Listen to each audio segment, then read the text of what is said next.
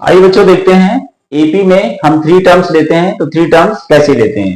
अगर एपी में हमें थ्री टर्म्स कंसीडर करना हो तो फर्स्ट टर्म हम लोग कंसीडर कर लेते हैं a माइनस डी, और सेकेंड टर्म हम लोग कंसीडर कर लेते हैं a, और थर्ड टर्म हम लोग कंसीडर कर लेते हैं a प्लस डी।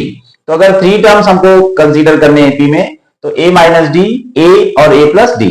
और अगर फोर टर्म्स हमको कंसीडर करने हैं तो हम लोग a माइनस क्या करेंगे 3d, फिर a माइनस डी, फिर क्या करेंगे a प्लस डी, और a प्लस क्या करेंगे 3d।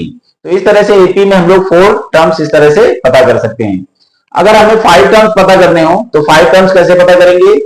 फर्स्ट टर्म हम लोग क्या कंसीडर करेंगे a minus two D, second term कैसे पता करेंगे a plus a minus D, और थर्ड टर्म a, और फिर फोर्थ टर्म हमारा a प्लस डी, और fifth term a plus two D. इस तरह से ये हम लोग फाइव टर्म्स कंसीडर करेंगे।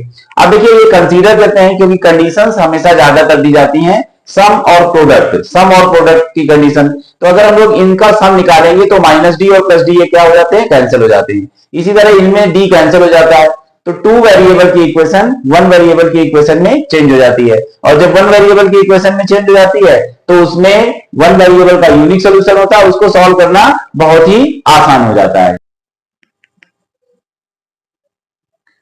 आइए बच्चों देखते हैं एपी में हम थ्री टर्म्स लेते हैं तो थ्री टर्म्स कैसे लेते हैं। अगर एपी में हमें थ्री टर्म्स कंसीडर करना हो तो फर्स्ट टर्म हम लोग कंसीडर कर लेते हैं a माइनस डी, और सेकेंड टर्म हम लोग कंसीडर कर लेते हैं a, और थर्ड टर्म हम लोग कंसीडर कर लेते हैं a प्लस डी।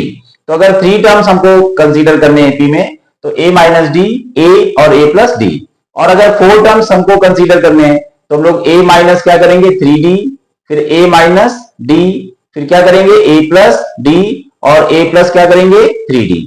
तो इस तरह से एपी में हम लोग फोर टर्म्स इस तरह से पता कर सकते हैं। अगर हमें फाइव टर्म्स पता करने हो तो फाइव टर्म्स कैसे पता करेंगे।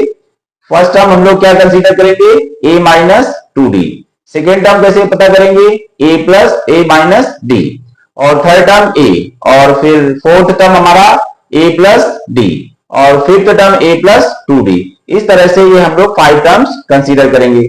अब देखिए ये कंसीडर करते हैं क्योंकि कंडीशंस हमेशा ज्यादातर दी जाती हैं सम और प्रोडक्ट की कंडीशन। तो अगर हम लोग इनका सम निकालेंगे तो माइनस डी और प्लस डी ये क्या हो जाते हैं, कैंसिल हो जाते हैं। इसी तरह इनमें डी कैंसिल हो जाता है तो टू वेरिएबल की इक्वेशन वन वेरिएबल की इक्वेशन में चेंज हो जाती है, और जब वन वेरिएबल की इक्वेशन में चेंज हो जाती है तो उसमें वन वेरिएबल का यूनिक सोल्यूशन होता है, उसको सॉल्व करना बहुत ही आसान हो जाता है।